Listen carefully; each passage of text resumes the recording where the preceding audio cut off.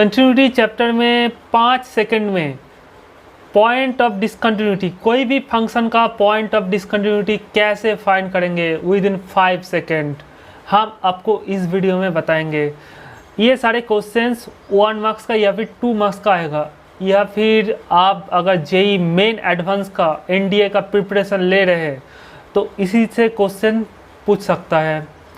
Continuity एक बहुत important, मतलब कंटिन्यूटी एंड डिसकंटिन्यूटी बहुत इंपॉर्टेंट चैप्टर है, आप सोच भी नहीं सकते। स्टूडेंट्स फटाफट ये सारे क्वेश्चन कॉपी में नोट डाउन कर लीजिए। Find the points of discontinuity of the following functions बोल के ये सारे फंक्शन देखिए हम टोटल 15 फंक्शन लिखे हैं। हर एक सम कर देंगे, कैसे लिखना है एग्जाम में, और इससे क्या क्या एमसीक्यू बनेगा वो भी हम लिख रहे हैं। तो नेक्स्ट क्वेश्चन लिखिए। ये क्वेश्चन एमसीक्यू है, एग्जाम में आ सकता है। Which of the following functions have infinite number of points of discontinuity, कौन सा फंक्शन का यहाँ पे infinite number of point of discontinuity है, ये आपको बताना है। तो हम टिक लगवा देते हैं, इसका आंसर क्या क्या होगा। ओके, हम सॉल्यूशन करेंगे, आप वीडियो को एंड तक देखिए। देखिए यहाँ पे 2, 3, 7, 8, 9, 10 ये सारे फंक्शंस का infinite number of point of discontinuity, answer लिख लीजिए। चलिए सॉल्यूशन देखते हैं। इस टाइप का सम सोचेंगे कैसे। पहले आप एग्जाम में हर एक फंक्शन को एफ मान लीजिएगा। Let F X equal to बोल के क्वेश्चन नंबर 1 हमने लिखा है। उसके बाद एक थियोरी से ये सारे सम हो जाएगा। वो थियोरी क्या है लिख लीजिए। To find point of discontinuity, अगर समथिंग बाई समथिंग, देखिए ऊपर में कुछ रहेगा और नीचे कुछ रहेगा। पॉइंट ऑफ डिसकंटिन्यूटी फाइंड करने के लिए हमेशा ये डिनोमिनेटर को 0 पुट कर दीजिएगा। यही ट्रिक है। ये ट्रिक से आपका ये 15 क्वेश्चन हो जाएगा। अगर डिनोमिनेटर में कुछ है तो वो डिनोमिनेटर को 0 पुट कर देना है, और 0 पुट करके x का वैल्यू निकाल लेना है। x का वैल्यू फाइंड कर लीजिए, बस आपका वही है पॉइंट ऑफ डिसकंटिन्यूटी। तो लिखिए ये सम्स को 1 मार्क्स या 2 मार्क्स के लिए कैसे लिखना है लिखिए। Then for points of discontinuity, points of, हम ये लैंग्वेज हर एक सम में लिखेंगे। continuity we put denominator equal to 0, that is x square minus 8x plus 12 equal to 0। ये 0 पुट करके आपका x का वैल्यू निकाल लेना है। तो इसको फैक्टराइज करिए, तो ये 12 है ना, तो 6 से जाएगा। आप मिडिल टर्म प्रोसेस में फैक्टराइज करिए तो ये मिलेगा। आप डायरेक्ट फैक्टराइज कर सकते हो। तो यहाँ से x का वैल्यू क्या आएगा, x this equal to 0, this equal to 2,6, therefore this is the point of discontinuity. x equal to 2 and x equal to 6 are the point of discontinuity. आप बोलेंगे स्टूडेंट आप तो क्वेश्चन कर ही सकते हैं, x equal to 2 and x equal to 6 क्यों point of discontinuity है? क्या x इक्वल टू 2 में फंक्शन कंटिन्यूस नहीं है? देखिए पॉइंट ऑफ डिसकंटिन्यूटी का मतलब क्या है, वो फंक्शन x इक्वल टू 2 में कंटिन्यूस नहीं है। डिसकंटिन्यूस का मतलब ही है कंटिन्यूस नहीं है। तो सिमिलरली x इक्वल टू 6 में भी फंक्शन कंटिन्यूस नहीं है। तो कंटिन्यूस होता तो क्या होता, कोई भी एक पॉइंट में कंटिन्यूस होता है तो x tends to a F X equal to F A होता है कि नहीं। अगर ये फंक्शन का लिमिट और फंक्शन का value at x equal to A अगर अनइक्वल हो गया तो फंक्शन क्या बोलेंगे, discontinuous at x equal to A. ये सर नो, लास्ट वीडियो में ऑलरेडी बता चुके हैं। तो x इक्वल टू, देखिएगा आप अगर limit x tends to 2 F X calculate करिए, देखिएगा ये f2 के बराबर नहीं आएगा। इसका मतलब है ये फंक्शन डिसकंटिन्यूस है एट x इक्वल टू 2 में। चलिए चेक कर लेते हैं। एग्जाम में आप इतना दूर तक छोड़ दीजिएगा तो आपको 2 मार्क्स या 1 मार्क्स मिल जाएगा। बट आप वेरीफाई कैसे करेंगे ये फंक्शन मेरा कंटिन्यूस क्यों नहीं है x इक्वल टू 2 में? देखिए आप अगर limit x tends to 2 F X calculate करते हैं, ये सिर्फ सीखने के लिए स्टूडेंट्स, ये आपको करने का कोई ज़रूरत नहीं है। तो एफ एक्स का वैल्यू यहाँ पे डाल दीजिए। तो एफ एक्स के मिडिल टर्म फैक्टराइज करिए, फैक्टराइज करेंगे तो ये मिलेगा, और डिनोमिनेटर को फैक्टराइज करेंगे तो ये मिलेगा। देखिए x-2 और x-2 कैंसिल हो जाएगा। अब बचेगा क्या, x minus 4 over x minus 6, limit आप छोड़ दीजिए तो 2 माइनस 4 ओवर 2 माइनस 6, तो 2 माइनस 4 क्या होता है, -2 ओवर -6 -4, तो -2 ओवर -4 क्या होता है, माइनस माइनस कैसे, 2/4 इज 1/2, तो इसका limit x tends to 2f(x) क्या आया 1/2। ओके, ये लिख के रखिए। ओके, अब f2 के बराबर होना चाहिए, अगर f2 के बराबर हो जाएगा तो कंटिन्यूस हो जाएगा, बट f2 करके देखिए, तो f2 मतलब x के जगह पे 2 रखिए, तो 2 square minus 6 into 2 plus 8 over 2 square minus 8 into 2 plus f2 मतलब x की जगह पे 2 रख देना गिवन सम में। तो यहाँ पे देखिए 4 minus 12 plus 8 over 4 minus 16 plus 12, तो ऊपर में 8 plus 4 12, 12 minus 12 is 0 over 4 plus 12 16, 16 minus 16 0, 0/0 क्या, तो फंक्शनल वैल्यू अनडिफाइंड। तो लिमिटिंग वैल्यू आया हाफ और फंक्शनल वैल्यू आया अनडिफाइंड, तो हाफ क्या अनडिफाइंड के 0/0 के बराबर है, नहीं है, तो देयरफॉर x=2 में ये फंक्शन डिसकंटिन्यूअस है। सिमिलरली आप अगर x=6 कैलकुलेट करेंगे, एक जो आएगा वो f6 के बराबर नहीं आएगा, क्योंकि f6 सिमिलरली अनडिफाइंड आएगा। ओके, तो आपको एग्जाम में ये सब लिखने का कोई ज़रूरत नहीं है। देखिए क्वेश्चन नंबर 1 के तरह सिमिलर क्वेश्चन आप खुद सॉल्व कर लीजिए और आंसर मेरे साथ मैच कर लीजिए। तो क्वेश्चन नंबर 4 का आंसर देख लीजिए, x का वैल्यू आया 1 और 2, तो points of discontinuity are only at x=1 and x=2, दो ही पॉइंट मिला जिसमें ये फंक्शन डिसकंटिन्यूअस है। तो बताइए यहाँ पे पॉइंट ऑफ डिसकंटिन्यूटी क्या फाइनाइट है इनफाइनाइट है। तो MCQ के लिए आप बताइए ये जो गिवन फंक्शन है इसका पॉइंट ऑफ डिसकंटिन्यूटी फाइनाइट या फिर इनफाइनाइट है। बेटा दो ही तो वैल्यू मिला, दो वैल्यू मतलब जो गिन के ख़त्म हो जाएगा उसको बोलते हैं फाइनाइट। तो टू पॉइंट्स मिला हमको, ओनली 2 पॉइंट्स मिला, तो ये फाइनाइट है। तो ये जो question number 1 and question number 4 में पॉइंट ऑफ डिसकंटिन्यूटी दो ही तो पॉइंट मिला, तो जो गिन के ख़त्म हो जाएगा, तो ये है finite number of discontinuity, points of discontinuity, finite number of points of discontinuity. MCQ के लिए आप इतना जान लीजिए बस, और एग्जाम में इतना दूर तक आंसर करना है। सिमिलर क्वेश्चन आप क्वेश्चन नंबर 6 करिए, क्वेश्चन नंबर 6 के तरह क्वेश्चन नंबर 15 है। क्वेश्चन नंबर 6 डिनोमिनेटर को 0 पुट कर दीजिए, ये तो a+b होल स्क्वायर फार्मूला, तो x+1 whole square equal to 0 मतलब क्या, x+1 equal to 0, that is x=-1, तो x=-1 is the point of discontinuity of the following function. तो यहाँ पे कितना पॉइंट ऑफ डिसकंटिन्यूटी है, एक ही पॉइंट ऑफ डिसकंटिन्यूटी है, तो ये एक मतलब क्या फाइनाइट, तो it has finite number of point of discontinuity. तो क्वेश्चन नंबर 6 डन। तो नेक्स्ट क्वेश्चन नंबर 15 देखिए। तो इसमें अगर डिनोमिनेटर को 0 पुट कर देंगे और फैक्टराइज करेंगे मिडिल टर्म प्रोसेस में, तो आपका x का वैल्यू 2 आएगा, 1 और 2। तो number of point of discontinuity कितना है, only 2 point at x=1 and at x=2, these are the point of discontinuity of the following of the above function। तो कितना पॉइंट ऑफ डिसकंटिन्यूटी है, दो ही है, तो which is finite, तो 15 done. तो नेक्स्ट क्वेश्चन नंबर 14 देखिए, अगर डिनोमिनेटर को 0 पुट कर दे तो x का वैल्यू आएगा -2, तो एक ही पॉइंट ऑफ डिसकंटिन्यूटी मिला, एक ही वैल्यू मिला x का, तो एक ही पॉइंट ऑफ डिसकंटिन्यूटी है ये फंक्शन का। तो question number 14 done. Next question number 2 पे आते हैं।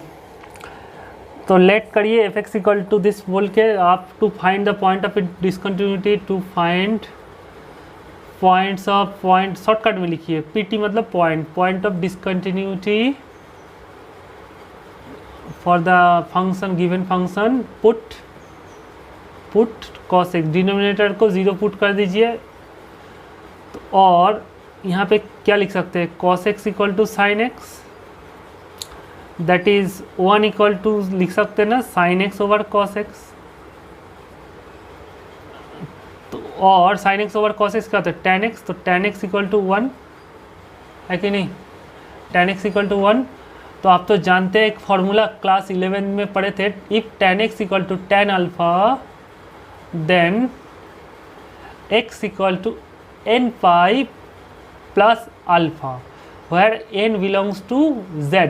z मतलब set of all integers, set of all, या फिर n equal to any integers, आप ऐसे भी लिख सकते हैं n equal to any integers. Okay, ये फॉर्मूला आप तो क्लास 11 में पढ़ चुके हो। तो tan x equal to tan alpha होता है, तो x का वैल्यू होता है n पाई प्लस अल्फा। तो tan x इक्वल टू 1, तो 1 मतलब tan कितना डिग्री 1 होता है, tan पाई बाई 4। तो यहाँ से अल्फा क्या है, कंपेयर करिए, अल्फा इज पाई बाई 4, तो x का वैल्यू आएगा n pi plus pi by 4। तो n इक्वल टू क्या है, any integers.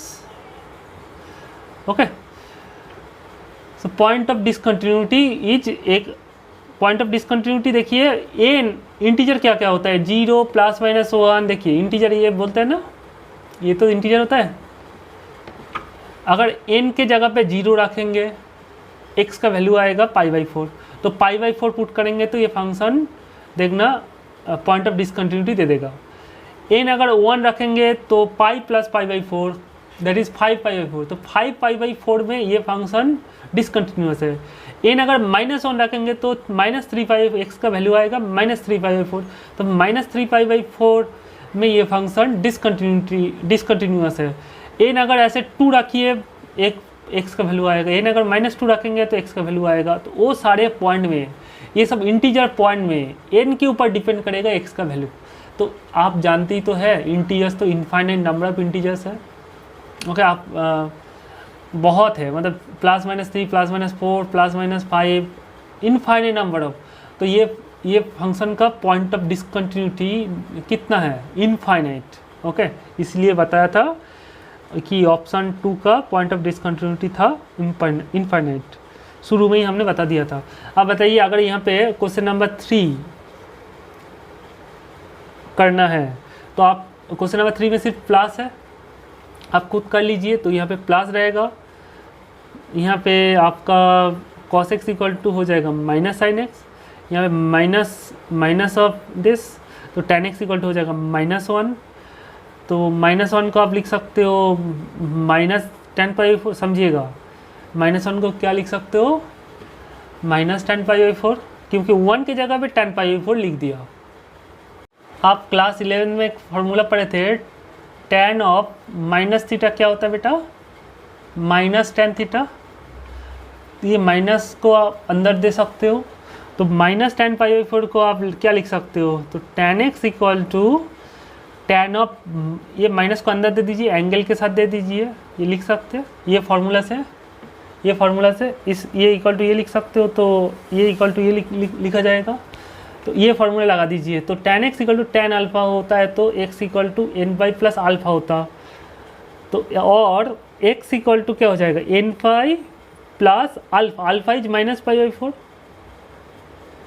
Alpha is minus pi by 4, ये प्लस माइनस क्या हो जाएगा, नेक्स्ट लाइन पे आप लिखिए, ये हो जाएगा where n equal to, comma देके लिखना है, n क्या है, n equal to any integer, इतना लिख दीजिए आप, बस आपका आंसर डन। तो बताइए, ये क्वेश्चन नंबर 3 का कितना पॉइंट ऑफ डिसकंटिन्यूटी है, इनफाइनाइट, क्योंकि इनफाइनाइट इंटीजर है, एक एक इंटीजर के लिए एक एक x मिलेगा, n0 लेंगे तो x का एक वैल्यू, n1 लेंगे तो x का और एक वैल्यू, n-1 लेंगे तो x का और एक वैल्यू, ऐसे आप पुट करते चलिए। कोई भी इंटीजर रखिए x के जगह पे, ये n के जगह पे, n के जगह पे कोई भी 1 2 3 4 5 6 कुछ भी रखिए, x का डिफरेंट वैल्यू मिलेगा। तो यहाँ पे गिन के आप ख़त्म नहीं कर सकते, 1 2 3 4 करके पुट करते चलिए। तो ये फंक्शन का भी पॉइंट ऑफ डिसकंटिन्यूटी है इनफाइनाइट। क्वेश्चन नंबर 5 का आंसर देख लीजिए। तो डिनोमिनेटर को 0 पुट कर दिए, डिनोमिनेटर में है e⁻x - 1 इक्वल टू 0। यहाँ से x का वैल्यू निकलना है, यही तो टारगेट है। तो -1 को राइट साइड में लेके जाएंगे तो +1 हो जाएगा। आप तो जानते ही है e⁻0 मतलब 1 होता है, e⁻0 मतलब 1 हो, तो 1 के जगह पे e⁻0 लिख दीजिए। आप तो और एक फार्मूला जानते हैं कि A to the power X equal to A to the power Y होता है। अगर बेस इक्वल होता है तो पावर भी इक्वल होता है, तो एक्स इक्वल टू वाई। यहाँ पे देखिए ई इक्वल, तो बेस इक्वल हो गया तो पावर इक्वल हो जाएगा, तो एक्स इक्वल टू 0। तो ये फंक्शन का पॉइंट ऑफ डिसकंटिन्यूटी क्या है, एक्स इक्वल टू 0। ओके, तो क्वेश्चन नंबर 5 का answer done. Question number 7, 8, 9, 10 similar question है। पहले क्वेश्चन नंबर 7 सॉल्व कर लेते हैं। Let F X equal to cot X लिख लीजिए। तो हर एक सम में हम क्या कर रहे थे कि पॉइंट ऑफ डिसकंटिन्यूटी निकालने के लिए डिनोमिनेटर को 0 पुट कर रहे थे। तो यहाँ पे डिनोमिनेटर है ही नहीं, आप बोलेंगे। देखिए डिनोमिनेटर इसमें छुपा है। कॉट एक्स को आप क्या लिख सकते हो, cos x by sine x. यहाँ पे डिनोमिनेटर में एक फंक्शन है ना, तो साइन एक्स को 0 पुट कर देंगे और x का वैल्यू क्या आएगा, एन पाई। तो साइन एक्स अगर 0 होता है तो x equal to N pi होता है। एन क्या है, एनी इंटीजर। तो these are the point of discontinuity. तो एन क्या है, कोई भी इंटीजर। तो एन के ऊपर डिपेंड करेगा x का वैल्यू। एन अगर 0 लेंगे तो x का वैल्यू 0 आएगा। एन अगर 1 लेंगे तो x का वैल्यू पाई आएगा। एन अगर 2 लेंगे तो x का वैल्यू आएगा 2 पाई। एन अगर -1 लेंगे तो x का वैल्यू आएगा -पाई।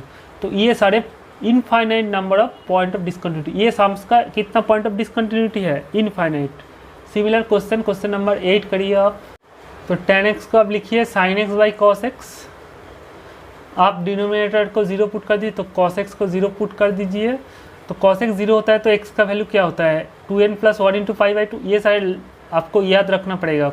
अगर sin x 0 होता है तो x equal to N pi, तो cos x 0 होगा तो x equal to 2n plus 1 into pi by 2, जहाँ पे n इंटीजर। तो ये फंक्शन का भी number of point of discontinuity कितना है, इनफाइनाइट। तो नेक्स्ट क्वेश्चन नंबर हम 9 देखिए। क्वेश्चन नंबर 9 में क्या है, सेक एक्स है। तो सेक एक्स है, सेक एक्स को आप क्या लिख सकते हो, 1 बाई कॉस एक्स। तो सेम आंसर। तो क्वेश्चन नंबर 8 और 9 का आंसर सेम है। डिनोमिनेटर को 0 पुट कर देंगे तो sec X and tan X has same number of point of discontinuity, मतलब सेम। ये जो पॉइंट्स मिल रहा है ना, ये टैन एक्स के लिए भी काम करेगा और सेक एक्स के लिए भी काम करेगा। सिमिलरली आप अगर क्वेश्चन नंबर 10 पे आते हैं, क्वेश्चन नंबर 10 और 7 का आंसर सेम है, क्योंकि क्वेश्चन नंबर 10 पे क्या है, कोसेक एक्स है ना। तो कोसेक एक्स को आप क्या लिख सकते हो, 1 अपन साइन एक्स। तो sine X equal to 0, that is X equal to आ जाएगा आपका N pi. X equal to क्या हो जाएगा, एन पाई। तो क्वेश्चन नंबर 7 और 10 का आंसर सेम है। आप बचा है 11, 12, 13, ये तीनों क्वेश्चन कर लेते हैं। लिखने का पैटर्न वही है, let F X equal to करिए, then for point of discontinuity put denominator equal to 0 put कर दीजिए। तो यहाँ पे मॉड एक्स इक्वल टू 1, तो यहाँ से x का वैल्यू निकालना है।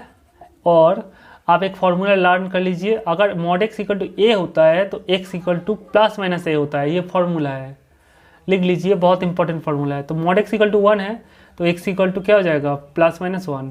तो यहाँ ये फंक्शन का कितना पॉइंट ऑफ डिसकंटिन्यूटी है, 2 है। एक है x इक्वल टू 1 और एक है x इक्वल टू -1। तो x equal to 1 and x equal to -1 are the point of discontinuity of the function 11। देखिए बेटा, तो 2 पॉइंट ऑफ डिसकंटिन्यूटी मिला है, तो ये फाइनाइट है, 2 ही तो मिला है x का वैल्यू, तो finite number of point of discontinuity. Next question number 12, 13 same problem है। क्वेश्चन नंबर 12, 13 बहुत इंपॉर्टेंट है। ये फंक्शन का डिनोमिनेटर को 0 पुट कर दीजिए। तो ये एक क्वाड्रेटिक इक्वेशन है। तो आपका टारगेट क्या है, x का वैल्यू निकालना है। x का वैल्यू ही तो होता है पॉइंट ऑफ डिसकंटिन्यूटी। यहाँ पे x का वैल्यू आपको नहीं मिलेगा, क्यों, इसका डिस्क्रिमिनेंट कैलकुलेट करिए। डिस्क्रिमिनेंट क्या होता है, b² माइनस 4ac। तो b क्या है -1, a क्या है 1 एंड c क्या है 1। तो यहाँ पे पुट करेंगे तो b² माइनस 4ac। डिस्क्रिमिनेंट क्या है, नेगेटिव, -3 मतलब नेगेटिव। तो it has no real value. तो 1 हैज़ नो रियल वैल्यू, क्योंकि डिस्क्रिमिनेंट नेगेटिव है। इसीलिए आप तो क्लास 10 में पढ़े थे कि डिस्क्रिमिनेंट अगर नेगेटिव होता है तो the given quadratic equation has no real roots. Okay, तो आप लिख लीजिएगा the given function has no points of discontinuity. हमेशा याद रखना, ये तो रियल फंक्शन है। रियल फंक्शन मतलब ये रियल नंबर के लिए ही फंक्शन पढ़ रहे हैं। जो कॉम्प्लेक्स नंबर का फंक्शन है ना, वो मास्टर डिग्री में पढ़ेंगे। तो हम लोग 11-12 सिलेबस में जो फंक्शन डिफाइन किया रहता है उसमें रियल नंबर के लिए है, मतलब उसमें रियल नंबर को लेकर काम करेंगे। बट यहाँ पे x का वैल्यू तो कोई रियल नंबर नहीं आएगा, कॉम्प्लेक्स नंबर आएगा। तो ये फंक्शन x इक्वल टू, मतलब कोई भी एक रियल नंबर नहीं मिलेगा, कोई भी रियल नंबर नहीं मिलेगा जिसमें ये फंक्शन डिसकंटिन्यूअस हो जाएगा। मतलब ये फंक्शन एक्चुअली एवरीवेयर कंटिन्यूअस, ये function everywhere continuous. Similarly question number 13 का आंसर क्या हो जाएगा? क्वेश्चन नंबर 13 में सिर्फ यहाँ पे प्लस है तो यहाँ पे प्लस हो जाएगा, प्लस हो जाएगा, बस आंसर तो सेम है, लिख लीजिए आप सेम आंसर।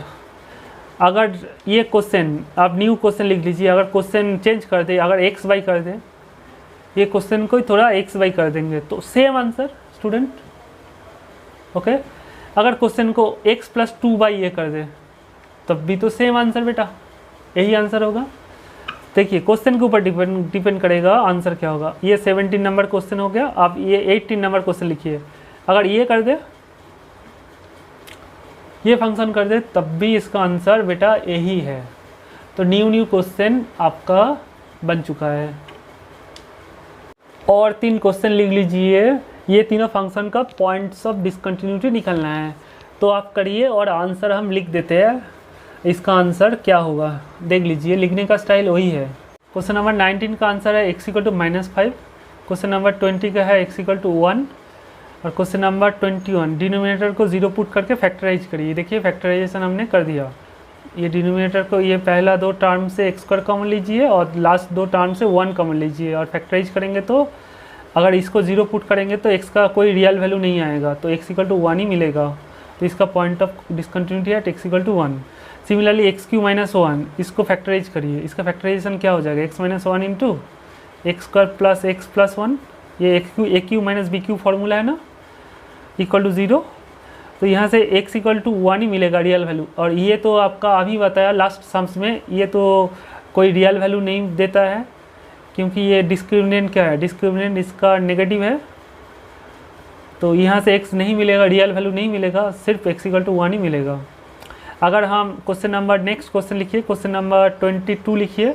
अगर प्लस कर दे यहाँ पे तो सेम आंसर आ जाएगा, यहाँ पे सिर्फ x इक्वल टू -1। और क्वेश्चन नंबर 20, ये सब लिख के रखिए बेटा, ये काम आएगा आपका इन फ्यूचर। क्वेश्चन नंबर 23 लिखिए। अगर हम यहाँ पे माइनस कर दे और यहाँ पे प्लस कर दे तो क्या इसका आंसर क्या हो जाएगा? तब जब आप इसको फैक्टराइज करेंगे तो यहाँ पे आ जाएगा प्लस, और यहाँ पे -1 कॉमन लीजिएगा तो यहाँ पे आ जाएगा प्लस, तो यहाँ पे आएगा माइनस और यहाँ पे आ जाएगा प्लस। तब x का वैल्यू आएगा, देखिए x का इक्वल -1 इक्वल टू 0 पुट करिए तो x का वैल्यू आएगा +-1, और x plus 1 equal to 0 put करेंगे तो x का वैल्यू यहाँ से आएगा -1।